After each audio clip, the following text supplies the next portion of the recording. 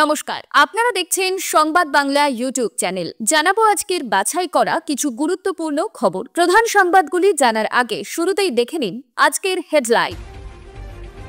বিহারের বিধানসভা ভোটে জোট বেঁধে লড়াই করবেন বিরোধী জোট, মহাগঠন বন্ধন ঘোষণা তেজস্বী। অশান্তিতে বিপর্যস্ত মানুষের পাশে দাঁড়াতে মুর্শিদাবাদ সফরে মুখ্যমন্ত্রী, রয়েছে একগুচ্ছ কর্মসূচি। দেশবাসী যা চাইছেন তাই হবে, রাজনাথের মন্তব্যে কাঁপছে পাকিস্তান। উপত্যকায় বিরাট সাফল্য, ধ্বংস জঙ্গি ঘাঁটে, সেনার হাতে যা জিনিস এলো তাতে দিশেহারা জঙ্গিরা। মুখ্যমন্ত্রী সফরের আগে উত্তপ্ত বহরমপুর, প্রাক্তন যুব তৃণমূল নেতাকে লক্ষ্য করে চলল গুলি, জখম তৃণমূল নেতা। ভারত পাক সংঘাতের মাঝেই করাচিতে তুরস্কের যুদ্ধ জাহাজ, বড় ষড়যন্ত্রের ইঙ্গিত। যুদ্ধ নয়, শান্তি চায় ভারত, কিন্তু জাতীয় নিরাপত্তার প্রশ্নে কোনো আপোষ নয়, মাথায় তেরঙ্গা বেঁধে বড় হুঙ্কার ওয়েসির। একই বাইকে সওয়ার 4, উল্টোডাঙ্গা উড়ালপুলে বাইক দুর্ঘটনায় মৃত্যু 2 জনের, আশঙ্কাজনক 2। বিধ্বংসী অগ্নিকাণ্ড কানপুরে, পুড়ে ছাই 5 তলা বাড়ি, মৃত অন্তত 5। বৃষ্টিতে নয়, ভিজতে হবে ঘামে, এবার ভ্যাপসা গরমে জ্বরে পড়বে কলকাতা। প্রিয় দর্শক, আপনি যদি আমাদের চ্যানেলে নতুন হয়ে থাকে তাহলে চ্যানেলটিকে সাবস্ক্রাইব করে পাশে থাকা বেল আইকনটি ক্লিক করে রাখুন পরবর্তী খবরের আপডেটগুলো সবার প্রথমে পেতে। বিহারে বিধানসভা নির্বাচন আসন্ন, তার আগে আসন রফা হয়ে গেল। চলতি বছরের শেষে বিহারের 243টি বিধানসভা কেন্দ্রে ভোট হবে। রবিবার তেজস্বী যাদব সহ জোটে থাকা বিরোধী দলগুলির সঙ্গে বৈঠকে বসেছিল। সেই বৈঠকে সিদ্ধান্ত নেওয়া হয় ভোটের সব আসনেই জোট বেঁধে লড়াই করবেন বিরোধী জোট, মহাগঠন বন্ধনের প্রার্থীরা। মহাজোটের মুখ কে হবে, এই প্রশ্নের উত্তর এখনো অমীমাংসিত থাকলেও সব আসনে জোট বেঁধে লড়াই করার সিদ্ধান্ত স্থির হয়েছে। রবিবারের বৈঠকে যোগ দিয়েছিল লালু প্রসাদ যাদবের দল RJD, Congress, CPM, CPI, CPIML এবং মুকেশ সাহানির বিকাশশীল ইনসান পার্টি। বৈঠকের পর যৌথ সাংবাদিক বৈঠকে আরজেডি নেতা মনোজ ঝা বলে, আমরা সবাই ঐক্যবদ্ধ রয়েছি, আমরা জোট বেঁধে প্রতিটি আসনে লড়াই করব, জোট হয়ে লড়াই করে এনডিএকে পরাজিত করব। লালুপুত্র প্রাক্তন উপমুখ্যমন্ত্রী তেজস্বীকে মুখ্যমন্ত্রী পদপ্রার্থী হিসাবে উঠেছে বিরোধী জোটের অন্তরে। যদিও রবিবারের বৈঠকে এই বিষয়ে আলোচনা হয়নি বলেই খবর। জানানো হয়েছে মুখ্যমন্ত্রীর মুখ স্থির না হলেও জোটবদ্ধ হয়ে ভোটে যাওয়ার সিদ্ধান্ত নেওয়া হয়েছে। এখন নীতিশকে গদিচ্যুত করাই লক্ষ্য তেজস্বীদের। 3 দিনের মুর্শিদাবাদ সফর শুরু করছেন মুখ্যমন্ত্রী মমতা বন্দ্যোপাধ্যায়। আজ সোমবার তিনি কলকাতা থেকে রওনা দিচ্ছেন, 11:30টা নাগাদ পৌঁছবেন বহরমপুরে। এখানে সাংগঠনিক বৈঠক করার কথা তার। আজ সার্কিট হাউসে রাত্রিবাস করবে। মঙ্গলবার মুখ্যমন্ত্রী শামশেরগঞ্জ যাবেন। সম্প্রতি ধুলিয়ানে সাম্প্রদায়িক অশান্তিতে ক্ষতিগ্রস্ত মানুষের পাশে দাঁড়াতে তার এই সফর। প্রশাসনিক প্রধান হিসাবে তাদের বিশ্বাস এবং ভরসা যোগাবেন মমতা। ইতিমধ্যে আর্থিক সাহায্য, ক্ষতিপূরণ সহ প্রশাসনিক স্তরে সমস্ত কাজ চলছে। মঙ্গলবার মুখ্যমন্ত্রী প্রশাসনিক কর্তাদের সঙ্গে সেই সব বিষয়ে পর্যালোচনা করবে। এরপর সুতির ছাপঘাটি ময়দানে একটি জনসভা রয়েছে তার।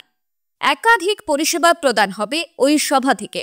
এছাড়া প্রচুর প্রকল্পের উদ্বোধন এবং শিলান্যাস হবে। বুধবার মুখ্যমন্ত্রীর কলকাতায় ফেরার কথা।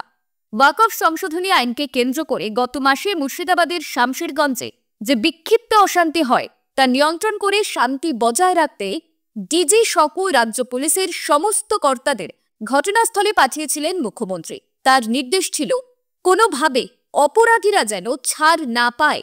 সেই প্রেক্ষিতেই ধরপাকড়ের কাজ চলেছে। ব্যবস্থা নেওয়া হয়েছে কর্তব্যে গাফিলতিতে অভিযুক্ত পুলিশ কর্তাদেরও। মুখ্যমন্ত্রীর সফরের আগে শামশেরগঞ্জ থানার ওসি এসআইকে সাসপেন্ড করা হয়েছে। বাড়তি নজর দেওয়া হয়েছে এলাকার সুরক্ষায়। মুখ্যমন্ত্রী কেন নিজের অশান্ত এলাকায় গিয়েই মানুষের পাশে দাঁড়াচ্ছেন না, সে সময় এই প্রশ্ন তুলেছিল বিরোধীরা। তার জবাব মমতা বন্দ্যোপাধ্যায় জানিয়েছিলেন, এখন শামশেরগঞ্জ যাওয়ার সময় নয়, পরিস্থিতি বুঝে সময় মতো তিনি অবশ্যই যাবেন। উত্তপ্ত পরিস্থিতিতে রাজ্যপাল সেখানে যেতে চাইলে মুখ্যমন্ত্রী তাকেও না যাওয়ার অনুরোধ করে, কিন্তু সেই বারণ শোনেননি সিভি আনন্দ বোস। তিনি স্পর্শকাতর এলাকাগুলিতে গিয়েছিলেন। জনতার তাঁকে ঘিরে নিজেদের সমস্যার কথা বলার পাশাপাশি ক্ষোভ উগরে দেয়। পরে মুর্শিদাবাদের পরিস্থিতি নিয়ে দিল্লিতে রাজ্যপাল নেগেটিভ রিপোর্ট পাঠান। তবে আপাতত পুলিশের সক্রিয়তায় মুর্শিদাবাদের পরিস্থিতি শান্ত। তাই নিজের কথা রাখতেই সোমবার মুখ্যমন্ত্রীর মুর্শিদাবাদ যাত্রা। পেহেলগাঁওতে ২৬ পর্যটককে গুলিতে ঝাঁঝরার ঘটনায় জঙ্গিদের বিরুদ্ধে প্রত্যাঘাতের দাবি ক্রমশ জোরালো হচ্ছে দেশ জুড়ে। এর মাঝে তাৎপর্যপূর্ণ মন্তব্য করতে শোনা গেল প্রতিরক্ষা মন্ত্রী রাজনাথ সিংকে। দেশবাসীকে আশ্বস্ত করে তিনি বলেছেন, দেশবাসী যা চাইছেন তাই হবে, উপযুক্ত জবাব দেওয়া হবে। যদিও তার মুখে পাকিস্তানের নাম একবারও শোনা যায়নি। প্রধানমন্ত্রী নরেন্দ্র মোদীও এর আগে একাধিকবার বলেছেন, একজনও জঙ্গিকে রেয়াত করা হবে না, এমনকি জঙ্গিদের মদতদাতাদেরও ছেড়ে কথা বলবে না ভারত। উল্লেখ্য, রবিবারে বায়ুসেনা প্রধানের সঙ্গে বেশ কিছুক্ষণ বৈঠক করেন প্রধানমন্ত্রী। সেনাবাহিনীকে যে কোনো পরিস্থিতিতে পদক্ষেপ করার অনুমোদনও দিয়েছেন তিনি। তবে কি প্রত্যাঘাত এবার সময়ের অপেক্ষা মাত্র? রাজনাথ সিং এর কথাতেও মিলল বড় ইঙ্গিত। দিল্লির ভারত মণ্ডপমে সনাতনী সংস্কৃতি জাগরণী মহোৎসবে প্রতিরক্ষা মন্ত্রীকে বলতে শোনা যায়, সেনা যোগ্য জবাব দেবে। রাজনাথ আরও বলে, প্রধানমন্ত্রী মোদীর কাজের নীতি এবং অধ্যাবসায়ের কথা সবাই জানে। আপনাদের আশ্বস্ত করতে চাই, প্রধানমন্ত্রীর নেতৃত্বে আপনারা যেমনটা চাইছেন তেমনটাই হবে। পেহেলগাঁও হামলার পর ভারতীয় সশস্ত্র বাহিনী প্রতিশোধমূলক পদক্ষেপ নেওয়ার জন্য যে সম্পূর্ণভাবে প্রস্তুত তার বলার অপেক্ষা রাখে না। ভারতীয় নৌবাহিনী সফলভাবে দীর্ঘ পাল্লার নির্ভুল মিসাইলের পরীক্ষা করেছে, যা পাকিস্তানের প্রতি শক্ত প্রতিক্রিয়ার স্পষ্ট ইঙ্গিত বহন করছে। পাশাপাশি ভারতীয় নৌবাহিনীর যুদ্ধজাহাজগুলি একাধিক অ্যান্টিশিপ মিসাইল উৎক্ষেপণ করেছে। এদিকে পাকিস্তানের রেলমন্ত্রী হানিফ আব্বাসি হুমকি দিয়েছেন যে তাদের ১৩০টিরও বেশি পারমাণবিক মিসাইল ভারতের উদ্দেশ্যেই প্রস্তুত রাখা হয়েছে। উপত্যকায় বিরাট সাফল্য যৌথ বাহিনীর। ভারতীয় সেনাবাহিনী এবং জম্মু কাশ্মীর পুলিশ যৌথ অভিযান চালিয়ে ধ্বংস করল জঙ্গিদের ঘাঁটি, গুড়িয়ে দেওয়া হলো সবকিছু। ওই ঘাঁটি থেকে উদ্ধার হয়েছে জঙ্গিদের ব্যবহৃত অনেক গুরুত্বপূর্ণ জিনিসও। যে কোনো মুহূর্তে শুরু হতে পারে গুলির লড়াই। পেহেলগাঁও জঙ্গি হামলার পর থেকেই উপত্যকায় চলছে অভিযান। জঙ্গিদের খোঁজে চিরুনি তল্লাশি চলছে। এরই মধ্যে জঙ্গলে মিলল জঙ্গি ঘাঁটির খোঁজ। জম্মু কাশ্মীরের সুরানকোটের জঙ্গলে গোপন জঙ্গি ঘাঁটির হদিশ পেতেই তা ধ্বংস করেছে সেনাবাহিনী এবং জম্মু কাশ্মীর পুলিশ। ওই যৌথ অভিযানে ঘাঁটি থেকে 5টি আইইডি উদ্ধার করা হয়েছে। বাজেয়াপ্ত করা হয়েছে যোগাযোগের ডিভাইস এবং অন্যান্য গ্যাজেটসও। যৌথ বাহিনী মনে করছে এই ঘাঁটিতেই লুকিয়েছিল জঙ্গিরা। সেনার উপস্থিতি টের পেতেই ঘাঁটি ছেড়ে জঙ্গলে আশ্রয় নিয়েছে। তাদের খোঁজে তল্লাশি চলছে। যে কোনো মুহূর্তে এনকাউন্টার শুরু হতে পারে। সুরানকোটে আরও জঙ্গি ঘাঁটি এবং শিবির রয়েছে বলে অনুমান যৌথ বাহিনীর। অভিযান এখনও চলছে। কমিউনিকেশন ডিভাইসগুলি হাতে আসায় জঙ্গিরা বেশ বিপাকে পড়বে, কারণ এই ডিভাইসগুলি দিয়েই ভারতে বসে পাকিস্তানের জঙ্গি লঞ্চ প্যাডের সঙ্গে যোগাযোগ রাখত সন্ত্রাসীরা। উপত্যকায় জঙ্গি কার্যকলাপ চলত। এই জঙ্গি শিবির বা লঞ্চ প্যাডটিকে ট্র্যাক করে বাকি লঞ্চ প্যাডগুলির হদিশ মিলবে বলে মনে করছে যৌথ বাহিনী। প্রাক্তন যুব তৃণমূল সভাপতি এবং তার বন্ধু বান্ধবদের মারধরের অভিযোগ। শূন্যে বেশ কয়েক রাউন্ড গুলিও চালানো হয়। এই ঘটনাকে কেন্দ্র করে মুর্শিদাবাদের বহরমপুরের মধুপুর এলাকায় ব্যাপক উত্তেজনা। বহরমপুর থানার পুলিশ ঘটনার তদন্তে নেমেছে। প্রহৃত মিঠু জৈন ওই এলাকার দীর্ঘদিনের বাসিন্দা। তিনি পেশায় ব্যবসায়ী, প্রাক্তন যুব তৃণমূল সভাপতিও। রবিবার গভীর রাতে তিনি বাড়ির পাশের ক্লাবেই বসেছিলেন। অভিযোগ, সেই সময় বেশ কয়েকজন দুষ্কৃতী মোটরবাইক করে ঘটনাস্থলে পৌঁছয়। শূন্যে গুলি চালায় বলে অভিযোগ। এরপর ওই ব্যবসায়ীকে ব্যাপক মারধর করা হয়। বাধা দিতে গেলে তার বন্ধু আহত হন। দুষ্কৃতীরা শূন্যে বেশ কয়েক রাউন্ড গুলি চালায় বলেই অভিযোগ। চিৎকার শুনে এলাকার লোক ছুটে আসার আগেই চম্পট দেয় দুষ্কৃতীরা। মিঠু জৈন নামে ওই ব্যবসায়ীর মাথায় বেশ কয়েকটি সেলাই পড়েছে। অভিযুক্তরা স্থানীয় যুবক বলে অভিযোগ ওই ব্যবসায়ীর। তবে কি কারণে তাকে মারধর করা হলো সে সম্পর্কে কিছুই বুঝতে পারছেন না ব্যবসায়ী। খবর পেয়ে ঘটনাস্থলে পৌঁছয় বহরমপুর থানার পুলিশ। এই ঘটনায় এলাকায় উত্তেজনা ছড়ায়। এদিকে ওই ঘটনা তৃণমূলের গোষ্ঠীদ্বন্দ্ব বলে দাবি করছে বিজেপি। যদিও বহরমপুর টাউন তৃণমূল যুব সভাপতি পাপাই ঘোষ বলে, মিঠু জৈন একসময় তৃণমূল করতেন, এখন বিজেপির হয়ে কাজ করেন। সোমবার মুখ্যমন্ত্রীর বহরমপুর সফর। তৃণমূল কর্মীরা সাধারণ মানুষকে আহ্বানে বাড়ি বাড়ি যান। সেই সময় মধুপুরের বাবলু বোনার ক্লাবে বসেছিলেন মিঠু জৈন এবং তার দলবল। তৃণমূল কর্মীদের ওই রাস্তায় যেতে দেখে অশান্তি শুরু করেন মিঠু জৈন এবং তার দলবলের লোকজন। স্থানীয়রাই তার প্রতিবাদ করে। তৃণমূল কর্মীরা কেউ মিঠু জৈনকে মারধর করেনি বলেই দাবি পাপাইয়ের।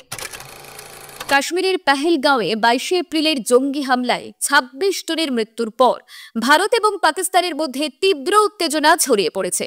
পাকিস্তানের মদতেই এই হামলা হয়েছে বলে দাবি ভারতে, আর তার কড়া জবাবের হুঁশিয়ারিও দেওয়া হয়েছে। ইতিমধ্যেই স্থগিত করা হয়েছে পাকিস্তানের সঙ্গে সিন্ধু জল চুক্তি। ভারতীয় সেনা, সরকার এবং কূটনৈতিক মহলের সক্রিয়তায় যুদ্ধের সম্ভাবনা জোরালো হচ্ছে। এই পরিস্থিতির মাঝেই নতুন করে উত্তেজনা বাড়িয়েছে করাচি বন্দরে তুরস্কের যুদ্ধজাহাজ টিসিজি বুয়োকোডা এর উপস্থিতি। পাকিস্তানের নৌবাহিনীর পক্ষ থেকে জানানো হয়েছে, সামুদ্রিক সহযোগিতা জোরদার করতে তুরস্কের যুদ্ধজাহাজটি করাচি এসেছে। দুই দেশের নৌবাহিনী পারস্পরিক বোঝাপড়া এবং সামরিক সহযোগিতা নিয়ে আলোচনা করবে বলেও দাবি করা হয়েছে। কিন্তু বিশেষজ্ঞরা মনে করছেন, এই আগমন মোটেই সাধারণ ঘটনা নয়, বিশেষ করে যখন পাকিস্তান ভারতের সম্ভাব্য প্রত্যাঘাত ঠেকাতে বন্ধু রাষ্ট্রদের দ্বারস্থ হয়েছিলেন। চীন এবং তুরস্ক পাকিস্তানের দুই গুরুত্বপূর্ণ মিত্র, ইতিমধ্যেই সক্রিয়ভাবে পাশে থাকার বার্তা দিয়েছে। এর আগে 27 এপ্রিল করাচি বিমানবন্দরের নামে তুরস্কের 7টি হারকিউলিস বিমান সোশ্যাল মিডিয়ায় ছড়িয়ে পড়া ছবিতে দাবি ওঠে, যুদ্ধ পরিস্থিতিতে পাকিস্তান অস্ত্র পাঠাচ্ছে তুরস্কে। যদিও এই অভিযোগ খারিজ করে তুরস্কের সেন্টার ফর কাউন্টারিং ডিসইনফরমেশন, জানায় বিমানগুলি শুধুই জ্বালানি সংগ্রহের জন্যই নেমেছিল। এদিকে পাকিস্তানে পৌঁছে গিয়েছে চীনের পিপলস লিবারেশন আর্মির ব্যবহৃত শক্তিশালী PL-15 মিসাইল। এই মিসাইল JF-70 যুদ্ধ বিমানে ব্যবহার উপযোগী করে তোলার প্রস্তুতিও চলছে। সব মিলিয়ে দক্ষিণ এশিয়ার আকাশে যুদ্ধের কালো মেঘ আরও গাঢ় হচ্ছে। রবিবার বিহারের চম্পারণের এক জনসভা থেকে পাকিস্তানকে তীব্র আক্রমণ শানালেন সর্বভারতীয় মজলিসে ইত্তেদাহুল মুসলিমিন প্রধান আসাদউদ্দিন ওয়েসি। মাথায় তেরঙ্গা পাগড়ি পরে তিনি বলেন, ভারত সব সময় পাকিস্তানের চেয়ে শক্তিশালী থাকবে। পাকিস্তান একটি ব্যর্থ দেশ, যারা নিজেদের গোষ্ঠীর মধ্যেও শান্তি আনতে ব্যর্থ।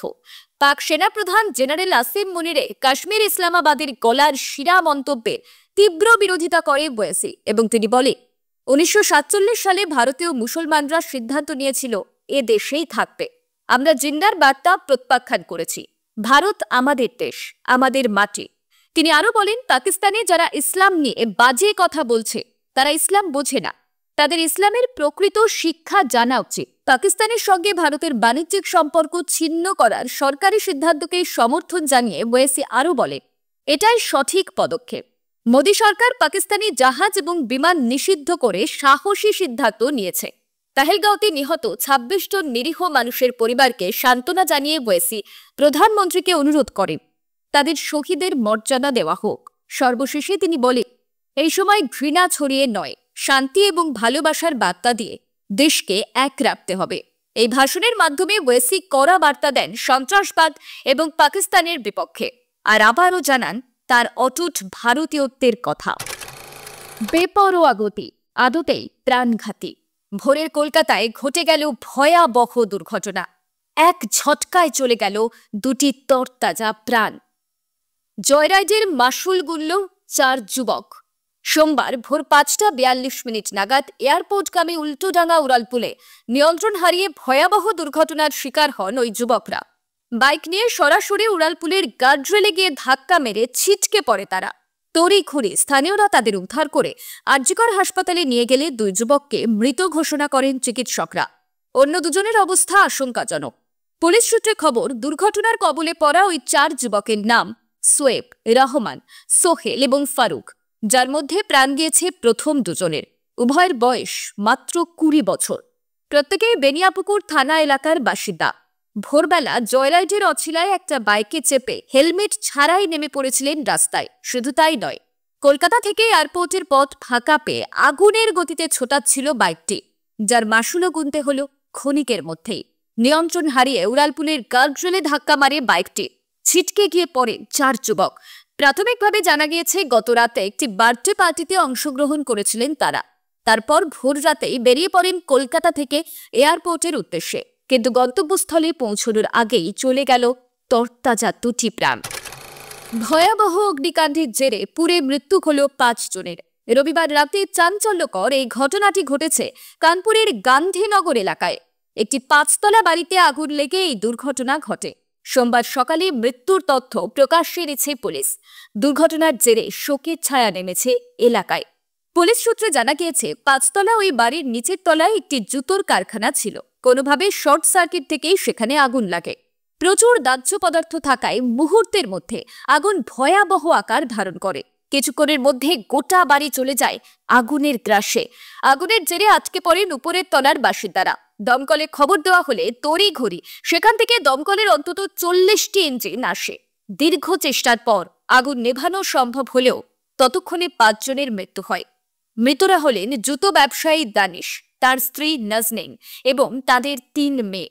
দমকলের তরফে জানানো হয়েছে, আগুনের তীব্রতা এতটাই ছিল যে বিপদ এড়াতে আশেপাশের বাড়িগুলি খালি করে দেওয়া হয়।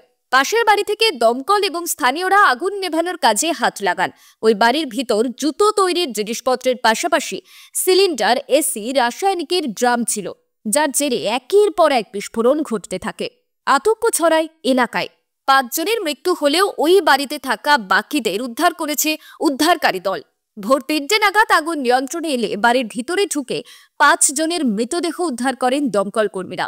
দুর্ঘটনার খবর পেয়ে রাতেই ঘটনাস্থলে পৌঁছয় স্থানীয় বিধায়ক নাসিম সোলাঙ্কি, মেয়র প্রমীলা পাণ্ডে, এডিএম সহ অন্যান্য প্রশাসনিক আধিকারিকরা। গলা শুকিয়ে হবে কাঠ, শহর তথা দক্ষিণবঙ্গে বাড়বে তাপদাহ। সপ্তাহের প্রথম দিনে অ্যালার্ট করে দিল হাওয়া অফিস। এতদিন পর্যন্ত বৃষ্টি এবং মেঘলা আবহাওয়ার কারণে তাপমাত্রা কিছুটা সহ্যের মধ্যে থাকলেও তা এবার অতীত। ইতিমধ্যে হালকা আঁচে তাপ বাড়াতে শুরু করেছে সূর্য।